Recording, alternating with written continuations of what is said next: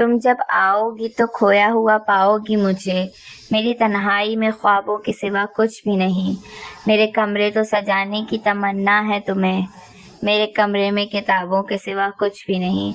इसने झुककर देखा और हक दक रह गई, क्योंकि जिसको वो बड़े मामू समझ रही थी वो मामू नहीं ज़ैद था, जो झुका हुआ टेबल पर रखी फाइल पर कुछ लिखने में मसरूफ था। इसकी सारी बात वो तहामुल से सुनता रहा था। मजाल है जो एक बार भी इसके जिस्म में कोई जुम्बिश हुई हो या अपने शानों पर रखे इसके हाथों को हटाया हो। ये इंकिशाफ होने के बाद वो लहजा भर दम बखुद सी रह गई, फिर इतनी सरहद से पीछे हटी थी गोया बरक़ी तारों को छू लिया हो। वो भी किसी शहर से आज़ाद हुआ था। पेन होल्डर में रखने के बाद फाइल बंद करके उठ खड़ा हुआ। अरे सौदा बेटी, क्यों खड़ी हो, आओ बैठो। ज़ैद फाइल चेक कर लिया। अपने अटैच बाथरूम से बड़े मामू बरामद हुए थे और दोनों से मुखातिब होकर सोफे पे बैठ गए थे। साथ सौदा भी बैठ गई। जी चंद गलतियां थी वो दुरुस्त कर दी हैं। शुक्रिया, आओ बेटा बैठो। कि खड़े क्यों हो? इसको खड़े देखकर गोया हुए, मैं रुक नहीं सकूंगा, एक ज़रूरी काम से जाना है, इजाज़त दीजिए। वो वापसी जल्दी होगी तो आपकी खिदमत में हाजिरी दूंगा। इसने आगे बढ़कर इनसे मुसाफा करते हुए कहा और चला गया। वो इसकी मौजूदगी में निगाहें झुकाए बैठी रही थी। अनजाने में सरजद होने वाली खता पर वो निदामत महसूस कर रही थी और सोच रही थी कितनी बेवकूफ़ी की है इसने। फर इसको हर बात बताती चली गई और एक बार भी ये ख्याल ना आया कि मामू एक लफ्ज़ कहे बिना इतनी खामोशी से क्यों सुन रहे हैं। वही मिसाल थी कि गुस्सा अकल को खा जाता है, जज्बात इंसान को कमज़ोर कर देते हैं। वो गुस्से जज्बात से भरी वहाँ आई थी। ज़ैद ने भी इसकी मौजूदगी को वहाँ इस तरह इग्नोर किया था जैसे वो मौजूद ही नहीं है। गज़ब का तर्ज़ तगाफुल था इसका।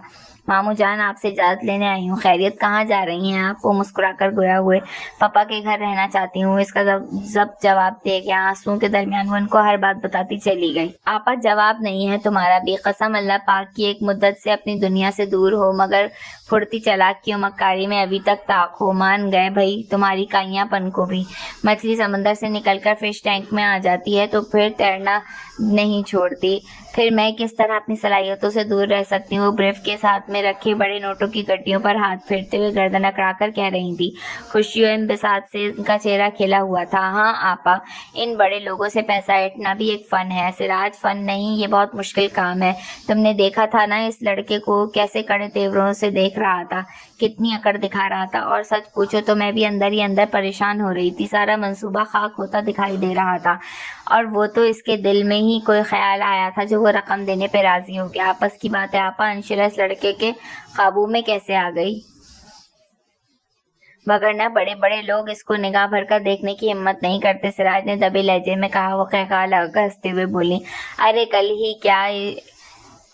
ही क्या इसकी तरफ मैली निगाह डालने की आज भी किसी की मजाल नहीं है। अंशी कल भी शेरनी थी और आज भी शेरनी है। फिर ये पैसा और लड़के को किस बिना पर ब्लैकमेल कर रही थी? वो हैरान और परेशान सा पूछ रहा था। वो तो इत्तेफाकन मैंने अंशी और बाली की बातें छुपकर सुन ली और जब मुझे मालूम हुआ कि मामला ये है तो मैं इनके इल्म में लाए बगैर वहां से चली आई। मेरे जहन ने मशवरा दिया कि ये सारी प्लानिंग करने का। वो बाली और अंशी के दरमियान होने वाली बातें बताकर इसे मुस्कुराकर कह रही थी। दोनों फिर एक दूसरे को देखकर हंस रहे थे। अभी तो ये मट्ठी भर रेत है सिराज, आगे आगे देखना, मैं फिर से पूरा सहरा अपने काबू में कर लूंगी। किसी के पास एक जर्रा भी नहीं रहने दूंगी। तुम कर सकती हो आपा। जितनी मोहब्बत तुमको दौलत से है इतनी मोहब्बत मैंने किसी को पैसे से करते नहीं देखा। तुम क्या जानो, जिसके पास पैसा होता है वो बादशाह होता है। इस दुनिया में इज्जत इसी की है जिसके पास पैसा है। ये कौन पूछता है कि तुमने पैसा हराम तरीके से कमाया या हलाल? सच कह रही हो, सचमुच कोई नहीं पूछता। वो कहते हैं ना कि जिसकी लाठी उसी की भैंस। इस तरह जिसकी दौलत इसकी इज्जत। इस माशरे में यहाँ सब दौलत और पैसे के पुजारी हैं। किस पुजारी की बातें हो रही हैं मामा?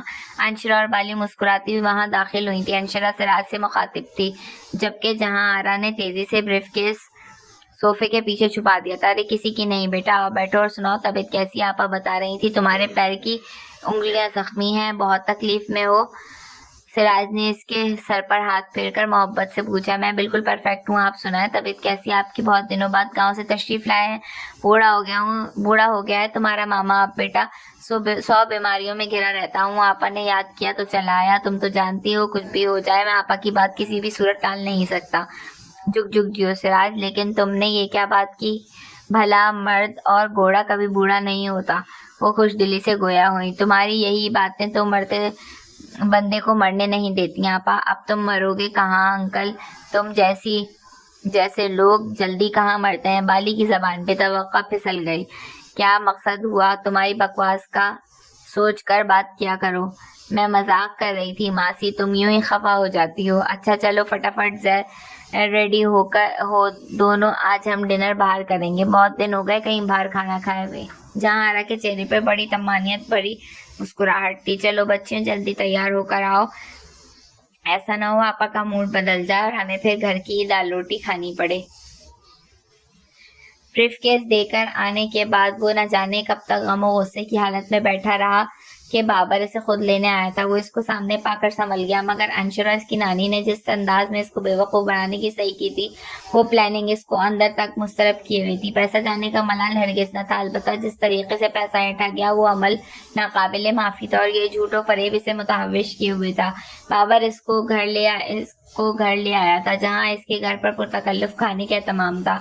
इसकी पसंदीदा डिशेस टेबल सजी हुई थी। बाबर, इसकी मम्मी और डैडी और भाई और भाभी बेहद इसरार करके इसको खाना पेश कर रहे थे। वो दिल मार कर खाना खा रहा था कि ज़हनी तनाव के बायस भूख और प्यास मिट गई थी। जैसे तैसे करके जबरन मूड अच्छा करते हुए खाना जहर मार करके उठ गया था। लग रहा है खाना पसंद नहीं आया तुम्हें।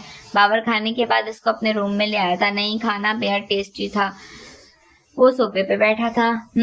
फिर क्या हुआ, मूड ठीक नहीं है तुम्हारा, देख रहा हूँ। खाना तुमने घर वालों का दिल रखने के लिए चखा है, खाया नहीं। अब भी तुम्हारे चेहरे पर तरद्दुद और कश्मकश देख रहा हूँ, कोई ज़हनी दबाव है। बाबर इसके करीब ही बैठ गया और संजीदगी से पूछा, कोई ऐसी खास बात नहीं है, तुम फिक्र मत करो। इसका मतलब है कोई ना कोई बात जरूर है जो तुम मुझसे छुपा रहे हो। ये तो तुम ठीक कह रहे हो कि मैं तुमसे कुछ छुपा रहा हूँ, लेकिन तुम्हें कैसे पता चला कि मैं तुमसे कोई बात छुपाऊंगा? ऑफ कोर्स तुम अभी भी मुझसे अपनी पर्सनल बातें शेयर नहीं करते, भला कुछ भी हो जाए। तन्हा तमाम तकलीफ बर्दाश्त करते रहते हो, मगर बताना तो अपनी इंसल्ट समझते हो। एक मैं ही स्टूपिड हूँ जो एक बात जब तक तुमको ना बता दूं तब तक बेसुकून रहता हूँ। बेवकूफ तो तुम हो, इसमें कोई शक नहीं। वो बेसाख्ता मुस्कुराकर गोया हुआ था। बाबर ने एक मुक्का इसके बाजू पर रसीद किया। आखिर बताओ तो सही, क्या मामला है? फिर अंशरा से कोई टकराव हुआ है क्या? फिर कोई मिसअंडरस्टैंडिंग हो गई है? वो इसका नफ्स शनास दोस्त था। नौफिल दिल में मुतहैयर सा रह गया। इसने बिना कहे इसकी परेशानी भांप ली थी। हाँ, लेकिन इस बार कोई मिसअंडरस्टैंडिंग नहीं हुई। इस दिन कार में वो जिस तरह आवेला कर रही थी, अपनी शराफत और हया का प्रचार कर रही थी, वो सब डोब और फ्रॉड था। क्या मतलब? इस बात का खुलकर बताओ, क्या किया है इसने और तुम्हारी मुलाकात कहाँ हो गई इससे? इसके लहजे में तपिश, आंखों में भी रक्सा दिखाई दे रही थी।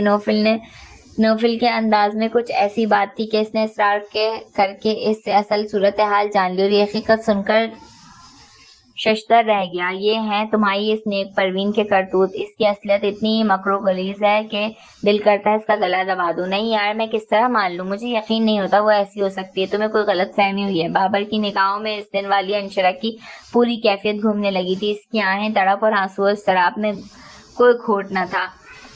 इसके जज्बात और एहसासात वही थे जो एक अनछुई लड़की के होते हैं। बनावट और हकीकत में फर्क बहुत वाज़ेह होता है। तुम्हारा मकसद है मैं पागल हूँ, झूठ बोल रहा हूँ। ओह नो, तुम हर्ट मत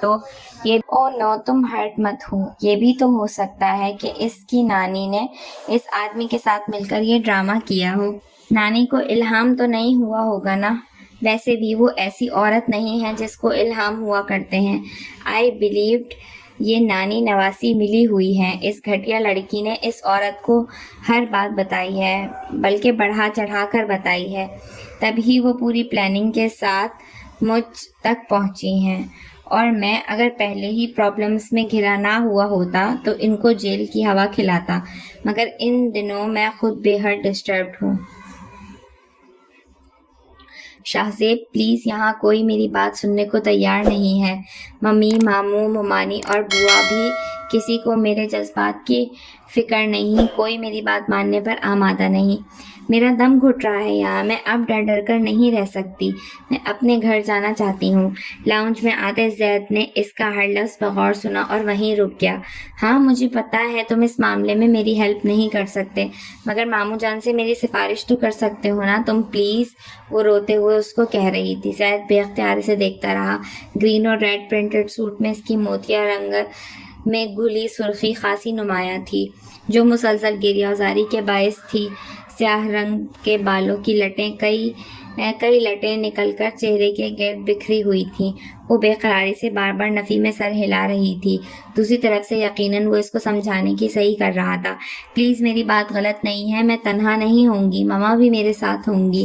ہمیں اپنے گھر میں کیسا خطرہ ہوگا؟ ویسے بھی وہ میرے پاپا کا گھر ہے، ہم وہاں سکون و چین سے رہیں گے۔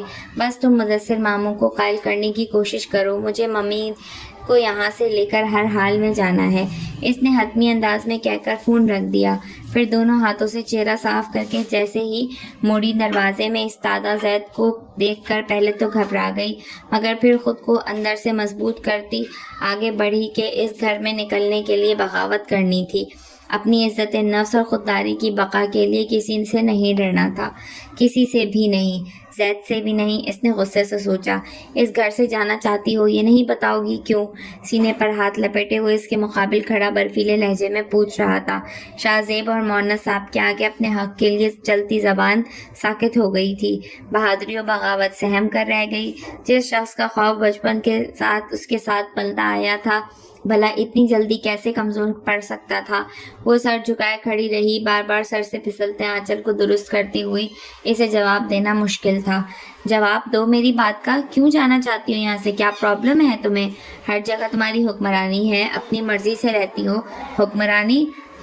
آخر ہونا اپنی ماں کی اولاد، پابندی حکمرانی دکھائی دیتی ہے؟ تمہاری ماں کی مرضی کے بغیر کسی کی کیا مجال اپنی مرضی کرنے کی؟ اور اسپیشلی میں ان کی نگاہوں میں دشمن سے بھی بدتر ہوں۔ اگر ان کے اختیار میں ہو تو میری سانس لینے پر بھی پابندی لگا دیں۔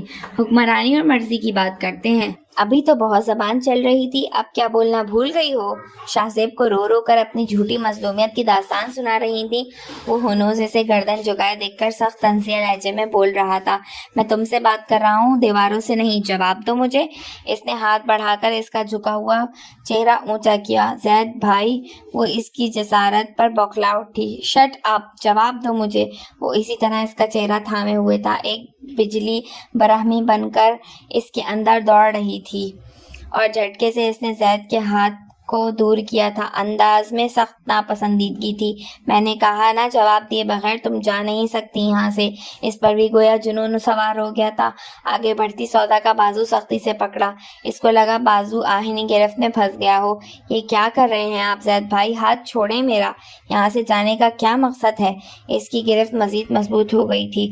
تم کو معلوم ہے تمہاری اس فضول ضد کی وجہ سے تایا جان کا بی پی شوٹ کر گیا ہے، تائی جان کی ہائی لیول شوگر چل گئی ہے، اور تم کو صرف اپنی پڑی ہے۔ کس قدر احسان فراموش لڑکی ہو تم۔ اس نے ایک جھٹکے سے بازو چھوڑا تو وہ بھی ڈگمگا کر رہ گئی۔ میں احسان فراموش نہیں ہوں، احسانوں کا بدلہ چکانے کے لیے ہی اس گھر سے جانا چاہتی ہوں۔ میری وجہ سے عمران و ممالین ڈپریشن کا شکار رہتی ہیں، میرا چہرہ ان کو حواسوں سے دور لے جاتا ہے۔ سب سے زیادہ میرا یہاں رہنا ان کی تکلیف کا باعث ہے، اور سچ یہ ہے کہ میری انا، میری خودداری میں اب ٹوٹ گئی ہوں، میری ذات کرچی کرچی ہو گئی ہے، اور قبل اس کے کہ کوئی ان کرچیوں سے لہو لہان ہو، میں یہاں سے جانا چاہتی ہوں، اس گھر سے دور، لوگوں سے دور، اس دنیا سے بہت دور۔ وہ بولی اور بولتی چلی گئی، بالکل اسی طرح جیسے کسی ٹوٹی مالا سے موتی بکھرتا چلا جاتا ہے۔ پھر وہ رکی نہیں، اور وہ ششدر سا اس کے لفظوں میں چکرا کر رہ گیا تھا۔ وہ اس کو پتھر سمجھتا تھا جس پر کچھ اثر انداز نہیں ہوتا تھا۔ وہ ایک مدت سے اس پر گولہ باری کرتے ہوئے دیکھ رہا تھا۔ کبھی کبھی اس پر ترس آ جاتا، مگر پھر اس کو اسی طرح پتھر بنے دیکھ کر سمجھ جاتا تھا کہ اس پر کسی بات کا کوئی اثر نہیں ہوتا، وہ بے حس لڑکی ہے۔ مگر ابھی اس پتھر کو بتا گئی تھی کہ درد اس کو بھی ہوتا ہے، چوٹ اس کو بھی لگتی ہے، بے حس وہ ہرگز نہیں ہے۔ عجیب قنوتیت رگوں پہ پر چھاتی گئی تھی۔ بوا چائے کا پوچھنے آئیں تو وہ منع کرتا ہوا اپنے کمرے میں آ گیا اور بے دم سا بیڈ پر گر گیا تھا۔ کل کی ہی بات تھی۔ وہ تایا سمجھ کر چہرے کے پیچھے سے دونوں بازو نرمی سے اس کے گلے میں ڈالے اپنی فریاد سنانے آئی تھی۔ وہ اسی وقت اس کے ہاتھ جھٹک کر وہاں سے ہٹنا چاہتا تھا، مگر وہ ہاتھ پھولوں کے حصار بن گئے تھے۔ ان نرم و نازک خوبصورت ہاتھوں سے عجیب سی مہک اٹھ رہی تھی، اعصاب کو بوجھل کرنے والی، احساسات کو مہکانے والی۔ مان دل میں ایک امنگ پیدا ہوئی تھی، اس کو ہمیشہ ہمیشہ کے لیے پانے کی جذبات گویا بے قابو ہونے لگے تھے، اور ابھی وادی عشق میں پہلا قدم رکھا ہی تھا کہ تایا جان کی آمد نے اس کے جذبات کی اندھیری وادی سے نکالا، اور وہ خود کو ملامت و سرزنش کرتا ان سے کچھ گفتگو کر کے سودا کو بالکل اگنور کرتا وہاں سے چلا گیا تھا، اور خود سے کافی دیر تک خفا بھی رہا تھا۔ وہ اس کے لیے شجرے ممنوعہ تھی، صدیوں کی مسافت کی بلندی پر چمکتا ہوا ایک ستارہ جس کو ایک نگاہ دیکھنے کی اجازت تک نہ تھی، اور اس نے اس ستارے کو اپنے دل میں بسانے کی آرزو کی تھی جو سراسر درد و رنج کا سودا تھا۔ اب اس نے سوچ لیا تھا کہ وہ اس سے اسی طرح نفرت کرے گا جیسے پہلے کرتا تھا۔ کچھ لوگوں سے نفرت کرنا، ان کو دھتکارنا، ان کو نرمی کے لائق نہ سمجھنے میں ہی بہتری ہوتی ہے۔ کل تک اس کے دل میں سودا کے لیے کوئی نرم گوشہ بیدار نہیں ہوا تھا، وہ بے حد مطمئن و مگن تھا، اور جب اس کی طرفداری کرنے کا سوچا تھا تب سے وہ انجانی سی آگ میں سلگنے لگا تھا، جیسے اس کے ابھی لبوں کے قفل ٹوٹے تھے اور وہ متحیر کر کے چلی گئی تھی۔ ہیلو ہیلو ہیلو، نسوانی کھلکھلاتی آواز سے اس کی نیند سے بوجھل آنکھیں پٹ سے کھل گئی تھی۔ تم؟ جنید اچھل کر بیٹھا۔ ہاں، یہ تم کیا ہوتا ہے؟ دوسری طرف وہ ہنستی چلی گئی۔ میں نے تمہیں وارن کیا تھا یہاں فون نہیں کرنا، بھول کر بھی۔ ہاں، آپ نے بھول کر بھی کہا تھا نا، میں یاد کر کے کر رہی ہوں۔ اب آپ کو کوئی اعتراض ہونا نہیں چاہیے۔ اوہ شٹ، ہنسنا بند کرو، مجھے غصہ آ رہا ہے۔ اگر اس کے بعد تم نے پھر کال کی تو میں زید سے تمہاری شکایت کروں گا۔ پہلی بار اس کو اس لڑکی کی بے باکی زہر لگی تھی۔ زید بھائی سے کیا شکایت کریں گے؟ یہی بتائیں گے نا کہ میں آپ سے محبت کرتی ہوں، پیار ہو گیا ہے مجھے آپ سے۔ دوسری طرف سے وہ سنجیدہ ہو کر روحانسی لہجے میں بولی، بکواس بند کرو، یہ سب بیکار کی باتیں ہوتی ہیں، ان میں سے کچھ نہیں ہوتا، کچھ نہیں رکھا ان باتوں میں۔ تم ایک اعلیٰ عزتدار گھرانے کی لڑکی ہو، تمہیں یہ زیب نہیں دیتا۔ اعلیٰ عزتدار گھرانے کی لڑکیوں کے دل نہیں ہوتے کیا؟ ان کے جذبات نہیں ہوتے کیا؟ ان کو پیار کرنے کا حق نہیں ہے؟ میں تم سے آرگومنٹ نہیں کرنا چاہتا، پلیز بھول جاؤ مجھے، یہ ممکن ہی نہیں ہے۔ میں مر سکتی ہوں مگر آپ کا پیار دل سے نہیں نکال سکتی۔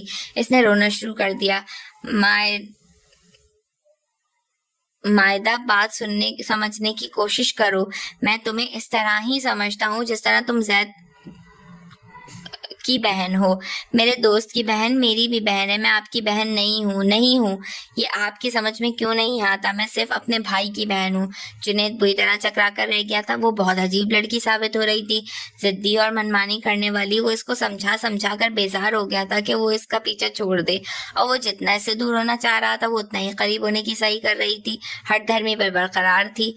بس بہت ہو گیا، تم میری بات سمجھنا ہی نہیں چاہتی ہو۔ میں اب تمہارے اس پاگل پن کی خبر زید کو دوں گا اور بتاؤں گا کہ تم کس راستے پر چل رہی ہو۔ وہ بھی غصے سے چیخ کر بولا، تمہیں اپنے بھائی کی عزت کا خیال نہیں ہے؟ مجھے ہے اپنی جان کی طرح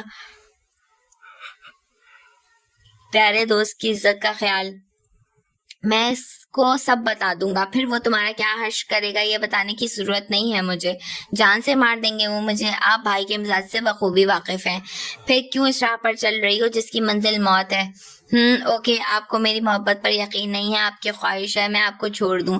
آپ کو چھوڑنا میری موت ہے، جیسے ہی آپ کو میں چھوڑ نہیں سکتی ہوں، اور اب میں مر کر ہی آپ کو چھوڑوں گی۔ ویٹ کریں میرے مرنے کا۔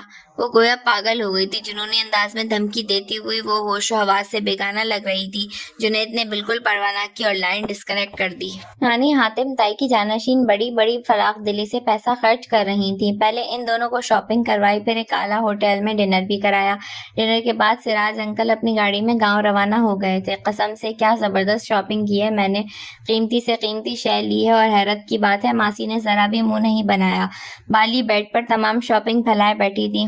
کہہ تو تم ٹھیک رہی ہو، لیکن ایسا ہی ہوتا ہے جب نانی پیسہ خرچ کرنے پہ آتی ہیں، پھر اسی طرح کرتی ہیں۔ وہ راکنگ چیئر پر جھولتی ہوئی لاپرواہی سے گویا ہوئی۔ تم بہت عجیب لڑکی ہو انشی، ایک تو شاپنگ کرنے کا شوق نہیں، پھر گھر آ کر شاپنگ دیکھتی نہیں ہو۔ آ کر دیکھ لو کیسی کی ہے میں نے شاپنگ۔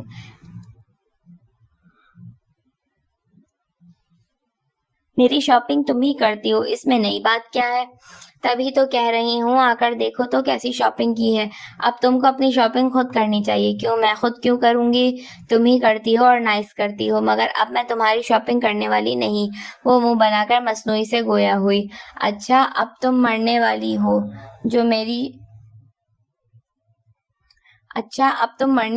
جو میری شاپنگ نہیں کرو گی۔ وہ گھور کر استہزائیہ لہجے میں بولی۔ ہاں، وہ ہاتھ میں پکڑی شرٹ پھینکتی ہوئی صدمے سے بولی، میں مرنے والی نہیں ہوں ابھی، اور میں مروں گی तो तुमको दुख नहीं होगा मेरे मरने का। पहले मर तो जाओ फिर सोचूंगी। बाली की बेअतनाई थी। बाली ने तकिया उठाकर इसकी तरफ उछाला, जो इसने कैच करके वापस इस पर उछाल दिया और उठकर कमरे से बाहर निकल आई थी। हंसती हुई बाली भी इसके पीछे भागती हुई आई थी। वो आगे पीछे भागती राहदारी में निकल गई, जहां आरा के हमरा आते हुए शख्स से बुरी तरह टकरा गई थी। टक्कर जोरदार थी। लम्हे भर को वो चकरा कर रह गई, कुछ दिखाई न दिया। ओ संभल कर, अभी थाम ना लेता तो चोट लग जाती आपको। वो बड़ी मक्कारी से थामे खड़ा था। इसके बाजू मजबूती से इसकी कमर के गिर्द हायल थे। इसके मलबूस से निकलती क्लोन की महक ने इसके हवास झंझोड़ कर रख दिए थे। अपने गिर्द सरसराते हुए इसके हाथ गोया जहरीले नाक की तरह महसूस हो रहे थे। How dare you!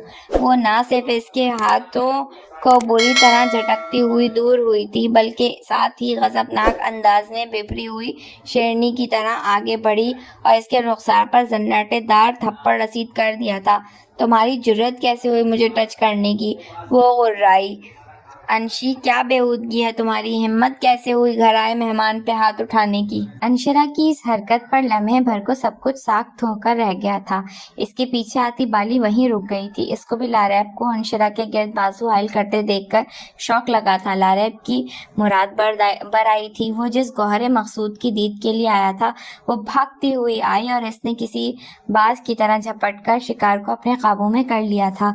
कैफो निशात की सरमस्ती रगो पै में चली गई। ना मालूम कब तक वो इस महकती वादी की सैर करता कि वो किसी खतरनाक तूफान की मानंद इसकी गिरफ्त से निकली थी और आनन फानन इसके चेहरे के दाएं बाएं आग सी भड़क उठी थी और साथ ही तूफान में गरज चमक भी पैदा हो गई थी।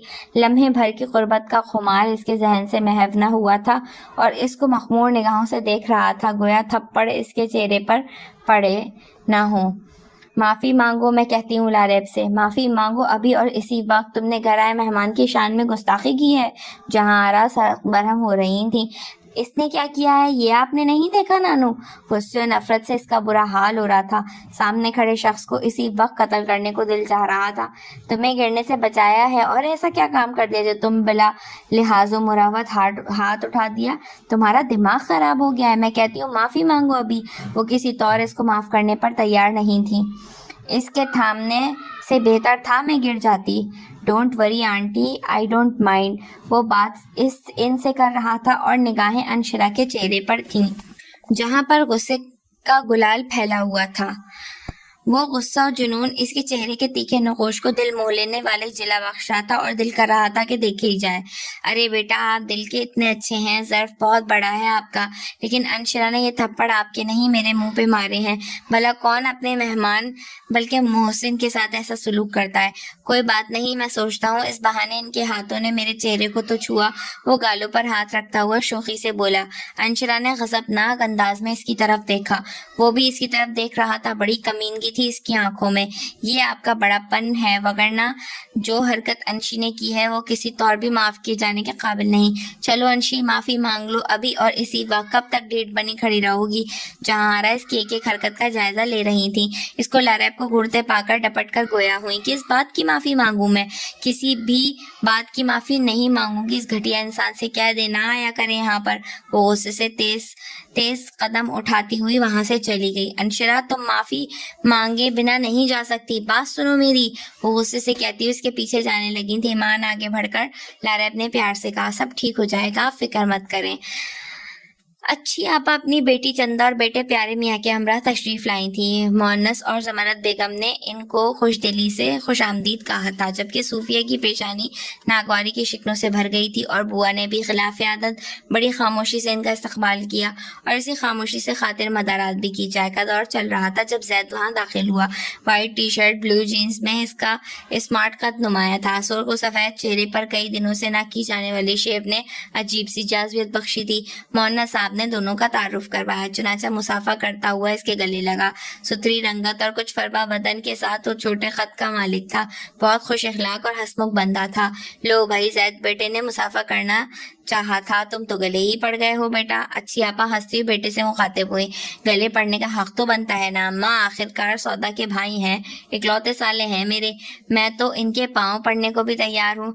भाभी को तुमने अभी देखा नहीं और जन मुरीदी पहले से शुरू कर दी। चंदा ने माँ के साथ ہنستے ہوئے چوٹ کی۔ مامی کو دیکھا ہے نا؟ اماں بتاتی ہیں مامی ہمارے خاندان کی سب سے خوبصورت بہو تھی۔ پھر سودا بھی ممانی جیسی ہی ہوگی۔ ہاں، صوفیہ بھابھی ہمارے خاندان کی سب سے خوبصورت بہو رہی ہیں، اور سب سے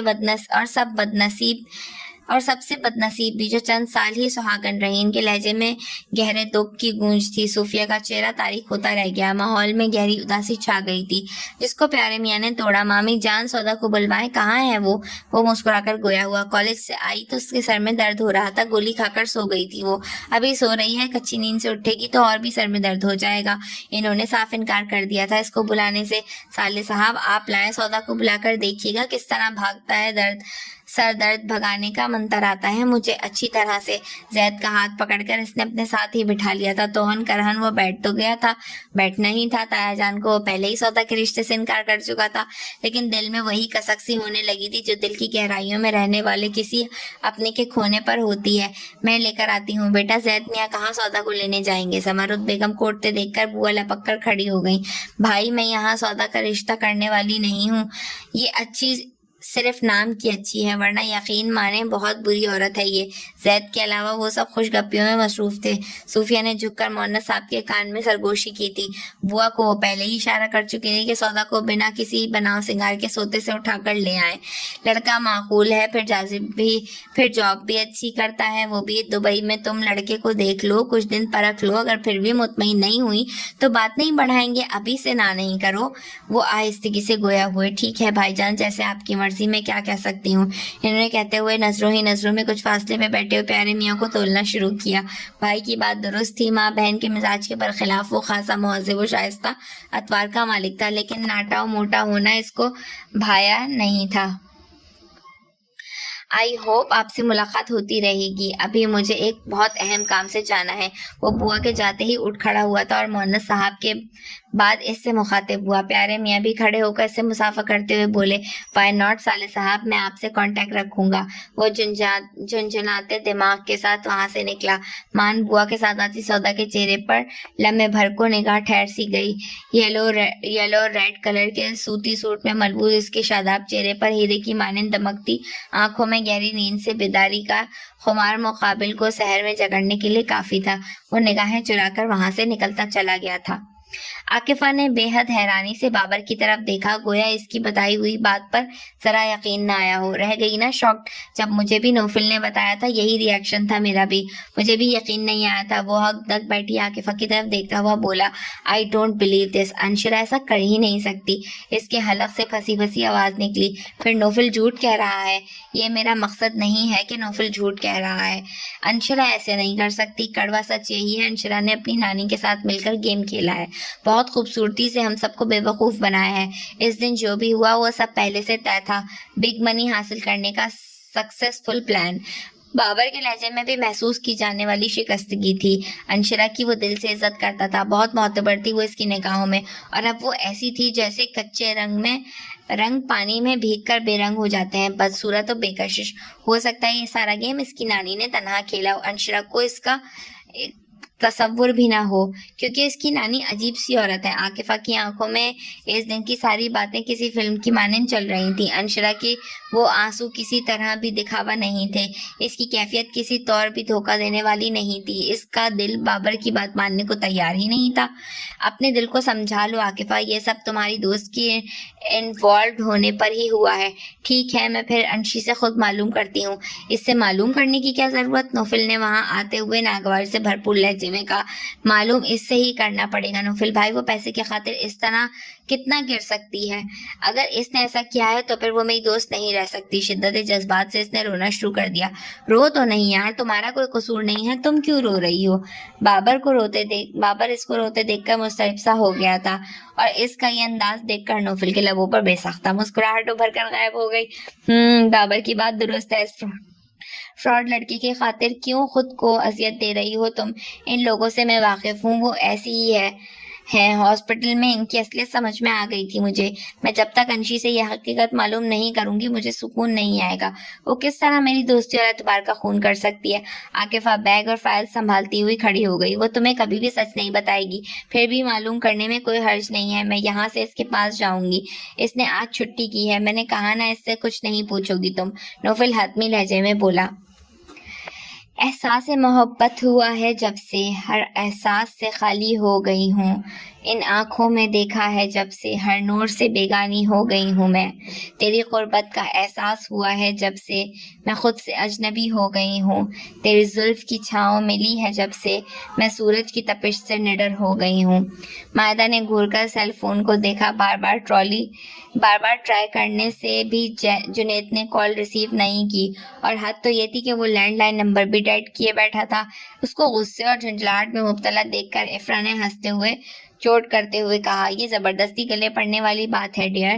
جو تمہاری آواز سننے پر رضامند نہیں ہے وہ تم سے محبت کس طرح کر سکتا ہے؟ محبت وہ مجھ سے کرے گا. اس کو محبت کرنی ہوگی مجھ سے. وہ سر جھٹکتی ہوئی مضبوط لہجے میں گویا ہوئی. ہاں یہ محبت ہے, کوئی بھتہ نہیں. جو دل کرے نہ کرے دینا ہی پڑے گا. اب تم اس بیچارے کو ٹارچر کرو گی محبت کرنے کے لیے؟ ہاں. کیا یہ اختیار صرف مرد کو حاصل ہے کہ وہ جس لڑکی کو پسند کرے اس کو اس کی مرضی کے بنا بھی اپنا بنا لے؟ تم دیکھنا جنید کو میں پانے میں کامیاب نہ ہو سکی تو؟ وہ پرجوش انداز میں کہتے ہوئے ایک دم خاموش ہو گئی. تو کیا کرو گی؟ مر جاؤ گی؟ ختم کر لو گی خود کو؟ ہاں تم دیکھنا, وہ میرا نہیں ہوا تو میں موت کو گلے لگا لوں گی. او مائی گاڈ, تم اس حد تک اس کے لیے پاگل ہو گئی ہو؟ ایسا کیا ہے اس میں جو تم مرنے کی باتیں کر رہی ہو؟ وہ اس کی جنونی محبت پر حیران و پریشان رہ گئی تھی. میرے لیے دنیا کا سب سے خوبصورت مرد ہے وہ. اس نے آنکھیں بند کر کے اس کا تصور کیا. رنگ ہی رنگ بکھر گئے تھے اس کے ملکوتی حسین چہرے پر. اچھا اب اس ٹاپک کو چینج کرو. یہ بتاؤ سودا کی بات طے ہو گئی ہے؟ آنٹی بتا رہی تھی اس کے رشتے کی بات چل رہی. 2-3 دن پہلے وہ لڑکا بھی آیا تھا اپنی ماں اور بہن کے ساتھ. بات ابھی پکی نہیں ہوئی. ویسے گھر میں سب راضی ہیں, فقط صوفیہ پھپھو کے وہ راضی نہیں. وہ چہرے پر آئی لٹوں کو پیچھے کرتی ہوئی بولی. زید بھائی راضی ہیں؟ اس کا لہجہ زمانے تھا. What do you mean? بھائی کا اس سے کیا ریلیشن؟ او جیسے تم کو کچھ معلوم ہی نہیں ہے.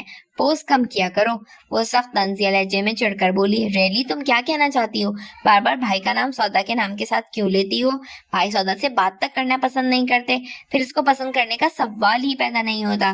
ایسی ہی بات ہے نا. پھر تم عروہ اور زید بھائی کی سیٹنگ کرواؤ تو میں مانوں. ویسے بھی تم اس کام میں ماہر ہو. تم مجھ پر طنز کر رہی ہو یا الزام لگا رہی ہو؟ اگر بیسٹ فرینڈ سمجھ کر میں تم سے ہر بات شیئر کر لیتی ہوں تو یہ اس کا مقصد نہیں ہے کہ تم میری انسلٹ کرو. وہ برا مان گئی تھی. ارے میں انسلٹ نہیں کر رہی. افرا اس کے بگڑے تیور دیکھ کر چاپلوسی کرنے لگی. تم میں اتنے گٹس ہیں کہ تم یہ کام کر سکتی ہو. دیکھو میری بات سمجھنے کی کوشش کرو. اگر عروہ اور زید بھائی کی شادی ہو جاتی ہے پھر ہم لوگ ایک اور مضبوط بندھن میں بن جائیں گے. پہلے سے اور بھی قریب ہو جائیں گے. ممی اور آنٹی کی بھی یہی خواہش ہے. مما بھائی سے بات کریں گی. بھائی مما کی بات ٹال نہیں سکتے. وہ عروہ سے شادی کر لیں گے, یہ میں یقین سے کہہ رہی ہوں. عاقفہ کیا بات ہے؟ تمہارا موڈ آف لگ رہا ہے. یہ پورا ویک اینڈ گزر گیا, تمہارا بیہیویئر سمجھ میں نہیں آ رہا. اس قدر خاموش تم کبھی نہیں رہی جتنا اب رہنے لگی ہو. کوئی ناراضگی ہے مجھ سے؟ کسی بات پر خفا ہو؟ فری پیریڈ میں وہ عاقفہ سے کہتے ہوئے بولی. نہیں میں خفا کیوں ہونے لگی تم سے؟ وہ نگاہیں چرا کر بولی. پھر تمہاری یہ خاموشی اور دور دور رہنے کو میں کیا سمجھوں؟ وہم ہے تمہارا اور کچھ بھی نہیں ہے. عاقفہ نے جب سے سنا تھا اس کے بارے میں وہ بددلی کا شکار ہو گئی تھی, اور جب تک اصل معاملے کی تہ تک رسائی نہ مل جاتی اس وقت تک وہ معمولی بات سے بھی دور ہونے والی نہیں تھی. نوفل کی وجہ سے وہ لب کشائی بھی نہیں کر سکتی تھی. اس الجھن میں وہ الجھ کر رہ گئی تھی. تمہیں ضرور کچھ ہوا ہے. میری آنکھوں میں آنکھیں ڈال کر کہو. تم مجھ سے نفرت محسوس نہیں کر رہی؟ پلیز انشرا تنگ مت کرو, بار بار ایک سوال مت کیا کرو. اور گڑبڑا کر کھڑی ہو گئی. نوفل نے میرے متعلق کچھ کہا ہے تم سے؟ وہ کیا کہیں گے اور کیوں کہیں گے؟ اس نے بمشکل اپنی حیرانی کو چھپایا, لیکن وہ بھانپ گئی تھی. کچھ نہ کچھ تو کہا ہے جو تم مجھ سے اس طرح سے دور ہو رہی ہو اور اس سے قریب ہو گئی ہو. سب دیکھتی ہوں. میں بھاگ بھاگ کر اس کے پاس چلی جاتی ہوں. وہ بھائی ہیں میرے. میں کسی غلط سوچ کو دل میں نہیں لاتی. جو آدمی خود غلط ہو اس کے بارے میں کوئی صحیح کیسے سوچ سکتا ہے؟ وہ شخص اپنی حوث کو مقدس رشتوں کی آڑ میں چھپا لیتا ہے، بچ کر رہنا، اس سے موقع ملتے ہی وہ اپنی اصلیت دکھا دے گا۔ وہ کہہ کر وہاں سے چلی گئی۔ اب میں تمہارے کردار کے بارے میں کیا کہوں انشی، مجھے نوفل بھائی کی باتوں پر یقین ہونے لگا ہے۔ نئی چمچماتی ہوئی کار میں ڈرائیور کے ہمراہ ایک ہفتے سے نانی اسے پک اینڈ ڈراپ کرنے آ رہی تھی۔ پہلے انہوں نے کار لی تھی، نہ ڈرائیور تھا۔ اس کے دل میں گویا آگ سی بھڑک رہی تھی۔ ایک ہفتے سے وہ عاقفہ کو بدلا بدلا محسوس کر رہی تھی۔ بظاہر وہ اس کو محسوس ہونے نہیں دے رہی تھی، لیکن پھر بھی ایک کھچاؤ اور تناؤ کی کیفیت تھی جو اس نے پوری شدت سے محسوس کیا تھا، اور آج پوچھنے پر اس نے چھپانے کی کوشش کی تو بہت تھی، مگر اضطراب و بے چینی نوفل کے نام پر اسے چھپا نہ رہ سکا، اور اس نے بھی سوچ لیا تھا کہ وہ آج اس سے پوچھ کر رہے گی آخر اس کو اس سے دشمنی کیا ہے۔ وہ رشتوں کے قحط میں پہلے ہی مبتلا ہے، باپ ہے نہ ماں، نہ کوئی بہن و بھائی، ایک نانی ہے جو اپنی کم غیر زیادہ لگتی ہیں، ایک خالہ ہیں جو لندن میں ہیں، یہاں صرف ایک بالی سے دوستی ہے یا عاقفہ سے، اور عاقفہ کو وہ چھین چکا ہے اس سے، اور عاقفہ کو کھونے کا اس میں حوصلہ نہیں تھا۔ عروہ کے ہاتھ زید کو حاصل کرنے کے لیے ایک بڑی کمزوری آ گئی تھی۔ 1 سال کا قلیل عرصہ انہیں دبئی سے پاکستان شفٹ ہوئے گزرا تھا، اور زید کو دیکھتے ہی وہ اس پر دل و جان سے فریفتہ ہو گئی تھی، لیکن زید اس کے لیے ٹیڑھی کھیر ثابت ہو رہا تھا۔ وہ پرکشش خد و خال کی خوبصورت لڑکی تھی، اور گھر کی آزاد ماحول کے باعث اس کی دوستی صنف مخالف سے رہی تھی، جہاں اس کے حسن کو بے حد پذیرائی حاصل ہوتی تھی۔ یہاں آ کر اس کا دل زید کی وجاہت کا شکار ہو گیا تھا، پھر کسی کی نگاہ ہی نہ ٹکتی تھی، اور وہ تھا کہ پوری طرح سے اس کو اگنور کر رہا تھا۔ بہت کوششوں کے باوجود بھی ذرا بھی اسے مائل نہ کر سکی تھی کہ بالآخر اس کو اس عرصے میں معلوم ہوا وہ ماں اور بہن سے حد سے زیادہ محبت کرتا ہے، اور اس نے اس پر ہی ورک کرنا شروع کر دیا تھا۔ آج بھی اس نے عمرانہ اور مائدہ کو گھر بلایا اور عمرانہ سے کہہ کر زید کو کھانے پہ بلایا تھا۔ حسب عادت پہلے اس نے ٹال مٹول کرنے کی کوشش کی، پھر عمرانہ اور رضوانہ کے اصرار پر حامی بھر لی تھی۔ مائدہ کی فرمائش پر وہ ڈنر کرنے پورٹ گرینڈ سب کو لے کر آیا تھا۔ پرتکلف کھانوں سے ٹیبل سجی ہوئی تھی، وہ بھی ان کا ساتھ دے رہا تھا۔ آہستہ آہستہ کھاتے ہوئے اس کے انداز میں بے رغبتی تھی، جبراً شاید وہ ان کا ساتھ دے رہا تھا۔ وہ بالکل خاموش تھا، باقی سب کھانے کے ساتھ ساتھ خوش گپیوں میں بھی مصروف تھے۔ افرا اور مائدہ کے درمیان میں بیٹھی ہنستی مسکراتی عروہ کی شوخ نگاہوں کا محور زید کی ذات تھی۔ اپنی ماں اور خالہ و مائدہ افرا کی باتوں پر وہ کبھی کبھی مسکرا دیتا تھا، لیکن اس کی مسکراہٹ کا ساتھ اس کی آنکھیں نہیں دے رہی تھیں۔ اس کو لگا وہ پہلے سے زیادہ خاموش اور سنجیدہ ہو گیا ہے، اور ایسا کیوں ہو گیا ہے وہ یہ بات بخوبی جانتی تھی۔ یقیناً اس کی گہری سنجیدگی کے پیچھے سودا کا پرایا ہونے والا وجود تھا۔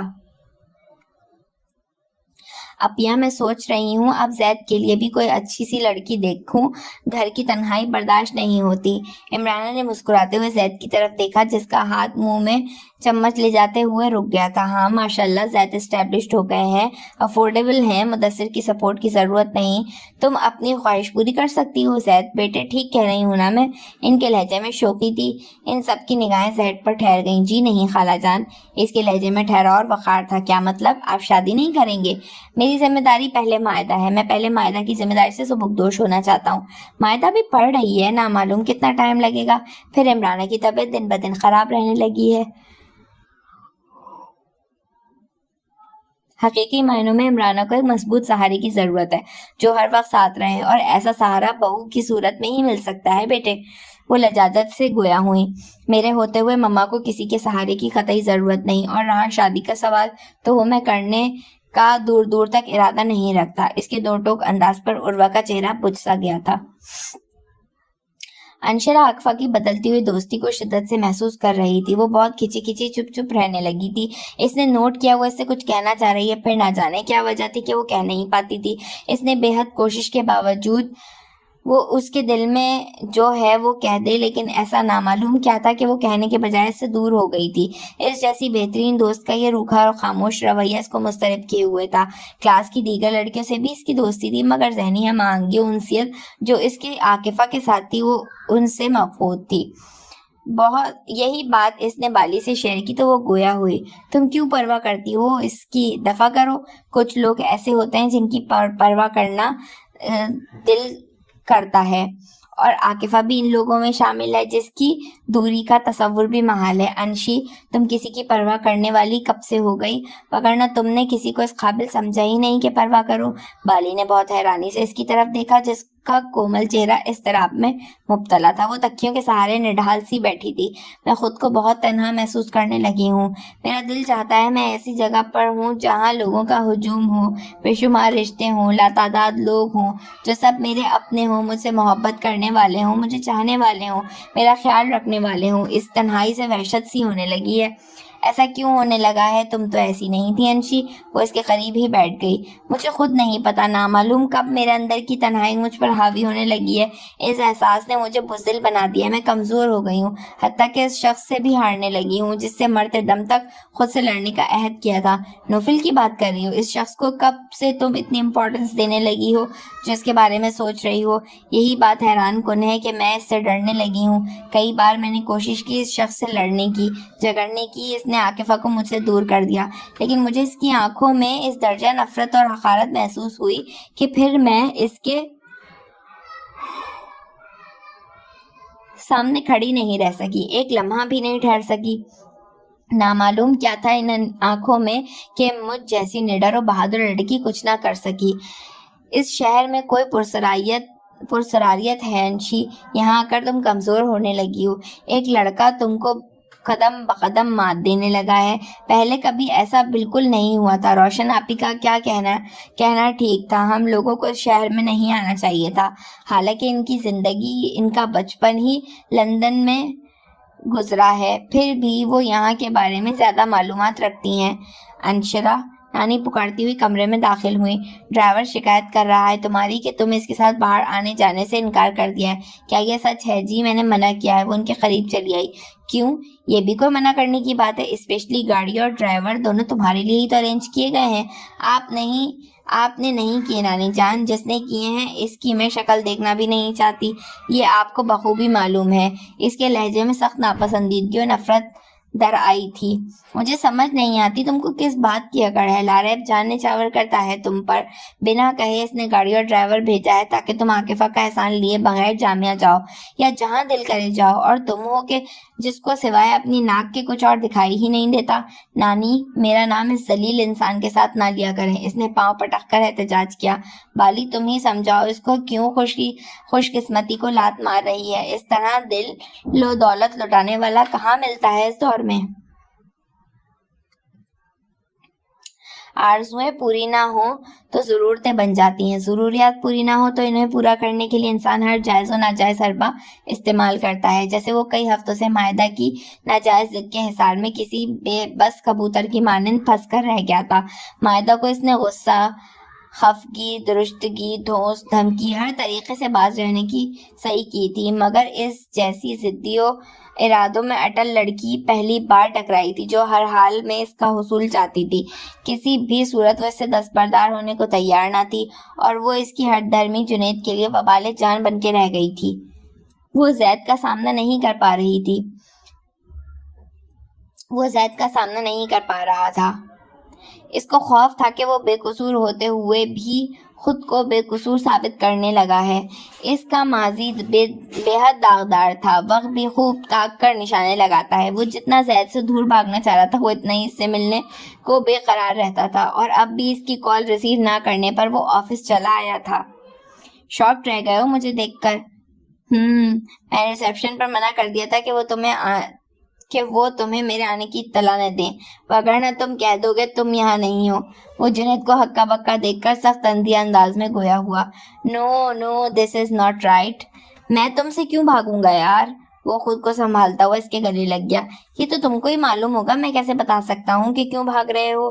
وہ اس سے علیحدہ ہوتا ہوا سخت لہجے میں بولا۔ پہلے بتاؤ کیا منگواؤں، کیا لوگے؟ وہ قریب بیٹھ گیا۔ نتھنگ، یہ بتاؤ تم آج کل کس لڑکی کے چکر میں خوار ہو رہے ہو؟ لڑکی؟ کوئی لڑکی نہیں ہے بھائی، اچھی طرح جانتا ہوں میں کس لڑکی کے چکر میں ہو تم۔ کس لڑکی کے؟ زید کا جارحانہ انداز و سخت لہجہ اس کے حواس گم کر گیا تھا۔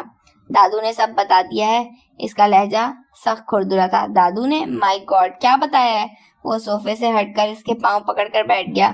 ارے تم میرے پاؤں پکڑ کر کیوں بیٹھ گئے؟ زید کو اس کے چہرے کے ایکسپریشن بڑے عجیب و نافہم محسوس ہو رہے تھے۔ دادو نے کیا بتایا تم کو؟ اس کا انداز ہنوز تھا۔ تمہاری طبیعت تو ٹھیک ہے؟ تم مجھے نارمل نہیں لگ رہے ہو جنید، کیا ہو گیا ہے تمہارے ساتھ؟ کسی اسٹریس کا شکار لگ رہے ہو؟ اس کے سخت انداز میں یکلخت محبت بھری نرمی آ گئی۔ بڑی اپنائیت سے اس کا بازو پکڑ کر قریب بٹھاتے ہوئے پوچھا۔ دادو نے کیا بتایا ہے؟ اس کا لہجہ بدلا تو اس کے انداز میں بھی کچھ ہمت و حوصلہ توانا ہوا تھا۔ خشک ہونٹوں پر زبان پھیر کر تر کیا گیا اور اپنا سوال دہرایا۔ یہی کہ تم کو کوئی لڑکی تنگ کر رہی ہے آج کل؟ کون ہے وہ اور کیا چاہتی ہے؟ زید استفسار کر رہا تھا اور ایسے لگا منو بوجھ سے وہ آزاد ہو گیا ہے۔ گردن پر رکھی چھری دور ہوتی ہوئی محسوس ہوئی۔ دادو کو کس نے بتایا کہ میں نے ان سے ذکر تک نہیں کیا؟ گھر کے ملازم اس معاملے میں سب سے بہتر جاسوس ثابت ہوتے ہیں۔ ان میں سے ہی کسی نے ان کو انفارم کیا ہے اور دادو نے مجھے کال کی۔ میں ان کے پاس گیا تو انہوں نے تمہاری طرف سے بے حد پریشانی بیان کی تھی۔ میں تم سے جب سے کانٹیکٹ کر رہا ہوں اور تم ہو کہ اس نے اس کی طرف دیکھ کر دانستہ بات ادھوری چھوڑ دی۔ ٹھیک کہا تم نے، میں گھر کے ملازم ہی ہر لمحہ کان کھلے رکھتے ہیں اور دادو کو دیکھو مجھ سے نہیں معلوم کیا تم کو ڈسٹرب کر دیا۔ اس کا خوف بھاگا تو وہ بحشاش ہونے لگا۔ یہ ان کی محبت ہے، اعتماد ہے میری ذات پر، جس کا اظہار کرتے ہوئے دادو نے ڈائریکٹ مجھ سے رابطہ کیا، وگرنہ تم نے تو یہ بات شیئر کرنا بھی مجھے قابل نہ سمجھا تھا۔ ویسے دعوے بہت کرتے ہو دوستی کے۔ تم مائنڈ مت کرو، میں نے تم سے کوئی بات چھپائی نہیں ہے۔ وہ ایک لڑکی ہے اسٹوپڈ سی، خواہ مخواہ پیچھے پڑ گئی ہے۔ کسی لڑکی سے ڈر کر بیٹھ جائے وہ تم سا بھی بندہ نہیں ہو سکتا۔ Very amazing. کیا وہ لڑکی تم کو ڈسٹرب کر رہی ہے؟ بلیک میل کر رہی ہے؟ اپنی کوئی کمزوری دے بیٹھے ہو کسی کو؟ ہاں، وہ لڑکی میری کمزوری جان گئی ہے کہ تم ہو میری کمزوری۔ میں سب چھوڑ سکتا ہوں مگر تم سے دوستی نہیں چھوڑ سکتا۔ اگر تم کو اس لڑکی کا نام بتا دوں پھر مجھ سے برا حال تمہارا ہوگا۔ وہ دل ہی دل میں تذبذب کا شکار ہو رہا تھا۔ کون ہے وہ لڑکی جو تم سے بلیک میل کر رہی ہے؟ مجھے کہہ رہے ہو وہ بیوقوف ہے؟ اگر وہ ایسی ہوتی تو تم اس طرح سے بھاگتے نہ پھرتے۔ ٹھیک کہہ رہے ہو، وہ سچ مچ بہت ضدی اور ہوشیار لڑکی ہے جس نے مجھ جیسے گھاٹ گھاٹ کے پانی پینے والے شخص کو الو بنا دیا ہے۔ لگتا ہے واقعی تمہارے دماغ پر کچھ زیادہ ہی اثر ہو گیا ہے۔ وہ اس کو مسلسل خاموش دیکھ کر سنجیدگی سے بولا۔ اور جنید کے پاس کچھ بتانے کے لیے تھا ہی نہیں۔ لاریب کے تمام مشاغل بے کیف ہو گئے تھے۔ پارٹیز، دوستوں کی گیدرنگوں، کلب کی دلچسپیاں سبھی ماند ہو کر رہ گئی تھیں۔ دل کے اندر انشرا کو حاصل کرنے کی جو شوریدہ سری بیدار ہوئی تھی وہ اب طغیانی کی صورت اختیار کر گئی تھی۔ بظاہر وہ اس کے تھپڑ کو مسکرا کر برداشت کر گیا تھا مگر دل میں تہیہ کر چکا تھا کہ اس تھپڑ کا بدلہ اپنے طریقے سے لے گا، کیونکہ معاف کرنے کا ظرف اس میں ہرگز نہیں تھا۔ اس کو کسی معاملے میں بھی نہ سننے کی عادت نہیں تھی اور عورت کا حصول تو کسی کھلونے سے زیادہ ارزاں اور بے وقت رہا تھا۔ وہ اپنے ملبوس کی طرح لڑکیاں بدلنے کا عادی تھا۔ پہلی بار انشرا کے حصول کے لیے اسے اپنی استطاعت سے زیادہ تگ و دو کرنی پڑی تھی کہ پہلے واسطہ اس گھاک بڑھیا سے پڑا تھا جس کی باتوں میں بڑا مٹھاس و گداز تھا۔ لاریب نہ چاہتے ہوئے بھی اس کی گرفت میں آ جاتا اور بلا چوں چراں اس کے احکامات کی تکمیل کرتا رہا تھا، لیکن اس کو غصہ اس بات پہ تھا کہ لاکھوں روپے خرچ کرنے کے باوجود بھی انشرا کی پرچھائی سے دور رہتا تھا۔ اس ناکامی کا اندر ہی اندر اس کو مشتعل کرنا شروع ہو گیا تھا۔ اپنی راہ ہموار کرنے کے لیے وہ گاڑی اور ڈرائیور بھی وہاں بھیج چکا تھا۔ مراد نے وہاں جاتے ہی تابعداری اور وفاداری کے عملی مظاہروں سے ان کو متاثر کرنا شروع کر دیا تھا اور وہ ان کی تمام خبریں باقاعدگی سے لاریب کو دیتا رہتا تھا۔ بڑی بیگم صاحبہ بہت گھومنے پھرنے کی شوقین ہے۔ ارے گولی مار اس خبیث بڑھیا کو، جب بھی آتا ہے اس بدروح کی بات کرتا ہے۔ میں تجھ سے انشرا کے لیے پوچھ رہا ہوں، کسی طرح سے میرا راستہ اس تک پہنچنے کے لیے بنا، ابھی تک تو اس کا اعتبار حاصل نہیں کر سکا ہے تو۔ बस बुढ़िया ही तेरे हवासों पर दिन रात छाई रहती है। वो बुरी तरह झुंझलाकर गोया हुआ। सर आप खफा हो जाते हैं, मेरी मजबूरी है, मैं क्या करूं। अंशिला बीबी यूनिवर्सिटी जाने के लिए भी अक्सर कैब ले लेती हैं या अपनी फ्रेंड के साथ आती जाती हैं। आजकल इनकी फ्रेंड के साथ कोई नाराजगी चल रही है, इस वजह से कभी वो मेरे साथ आती हैं। एक बात तो बता, तूने यूनिवर्सिटी में कभी अंशिला के साथ नौफल को देखा है? दोनों साथ नजर आते हैं कभी? इसने चौंक का इस्तफसार किया। इसकी निगाहें सुर्ख थीं। साथ तो क्या, मैंने इनको कभी आसपास भी नहीं देखा। अलबत्ता कल अंशिला बीबी बाली बीबी से कह रही थी कि इनके और आकफा के दरमियान जुदाई डलवाने में नौफल की साजिश है। वो याद करता हुआ बताने लगा। ओह अच्छा, और क्या बातें हुई? नौफल का जिक्र आया फिर? अंशिला बीबी मेरे सामने बहुत मोहतात रहती हैं। ये बात भी उन्होंने गुस्से में कह दी थी, मगर फिर चुप हो गई थी। जुनैद जैसे फ्लर्ट बंदे से तुम्हारी बात नहीं बन पा रही माय डियर काशिफ शान कामिल। जुनैद जैसे बंदे से फ्लर्ट करना तुम्हारे बस की बात नहीं है माय डियर काशिफ शान कामिल जैसे लोगों को तुमने इसलिए उल्लू बना लिया था कि वो ऑलरेडी उल्लू ही थे। इफ्रा ने कहका लगाते हुए इस्तेज़ाइया अंदाज में कहा, तुम अपनी बेट वापस ले लो और हमें एक अच्छी सी बदले में शॉपिंग करवाओ। ये तुम्हारे बस का काम नहीं है। अभी तुम बच्ची हो बच्ची। इफ्रा और उर्वा एक दूसरे के हाथ पर हाथ मारकर हंसने लगी। तुम लोग क्या समझती हो मैं इतनी आसानी से अपनी शिकस्त तस्लीम कर लूंगी? नो वे, तुम देखना वो मेरे कदमों में होगा बहुत जल्द। मैं अपनी शर्त कभी वापस नहीं लेती हूँ। इनके मजाक उड़ाने पर दिल ही दिल में गुस्से से बल खाते हुए बज़ाहिर मुस्कुराकर गोया हुई थी। मैंने कहा ना, तुम अभी बच्ची हो, ऐसा नहीं कर पाओगी। शट अप इफ्रा, मैं कोई बच्ची नहीं हूँ। तुमने इसको 10 बार कहा कि तुम सुसाइड कर रही हो और एक बार भी वो नहीं माना। वो भी हंसता होगा कि कैसी झूठी लड़की है। सुसाइड करने की कई बार ट्राई की है मैंने, मगर वो झुरझुरी लेकर चुप हो गई थी। मगर क्या, अगर इसको इम्प्रेस करना चाहती हो तो ये एडवेंचर तुम्हें करना होगा। और फिर कौन सा तुम सचमुच मरने जा रही हो? थोड़ी बहुत एक्टिंग कर लेना, फिर सब ठीक हो जाएगा। यही तो खौफ आता है, अगर ये सब उल्टा हो गया तो फिर मैं गई काम से। बस फिर अपनी बैट वापस ले लो। दोनों ने मुतालबा दोहराया। ओके, बैट वापस नहीं लूंगी, तुम लोगों को जीत कर ही दिखाऊंगी। वो एक अज़्म के साथ उठी और वह इफ्रा इसको चिढ़ाने लगी थी। वो भी मुस्कुराकर जवाब देती हुई बाहर आ गई। वो कॉलेज से सीधी यहीं आ गई थी। इमराना से वो इजाजत ले चुकी थी। चंद दिनों से ड्राइवर इनको पिक एंड ड्रॉप कर रहा था। जैद ऑफिस में मसरूफ था और सौदा को घर ड्रॉप करती वो खाला के यहाँ आ गई थी। हालांकि किसी रिश्तेदार के घर गई हुई थी। इन दोनों के साथ वक्त का गुजरने का पता ही नहीं चलता था। आते आते ये छोटी सी बहस बढ़ गई थी। ड्राइवर के आने की इत्तला पर वो इनको चैलेंज करती गेट से बाहर निकल आई। जब ड्राइवर कार लिए खड़ा था, इन दोनों ने अंदर से ही इसको रुखसत कर दिया था। जैद इसको पिक करने आता तो वो जरूर इसको बाहर तक छोड़ने आती, बल्कि ये तो मुमकिन ना था कि जैद बाहर के बाहर वापस चला जाता, और वो जाने भी नहीं देती।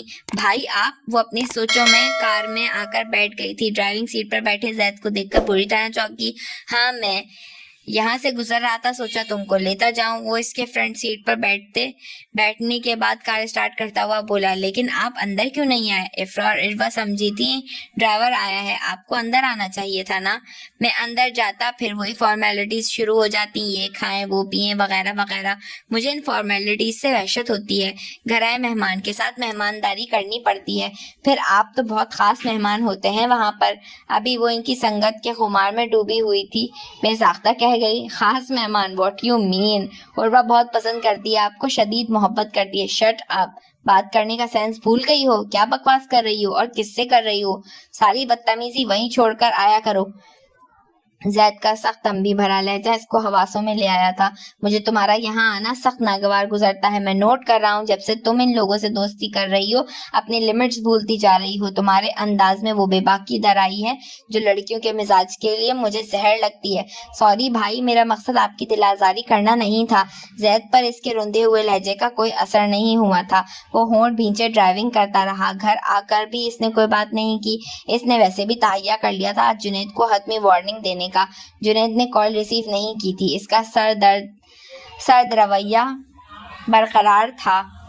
وہ کسی طرح اس سے بات کرنے کو تیار نہ تھا، اور وہ افرا کی ہنسی و طنزیہ باتیں سماعتوں میں گونجنے لگی تھیں۔ وہ کسی طور بھی شکست کھانے کو تیار نہ تھی۔ شکست سے بہتر تھا موت کو گلے لگانا۔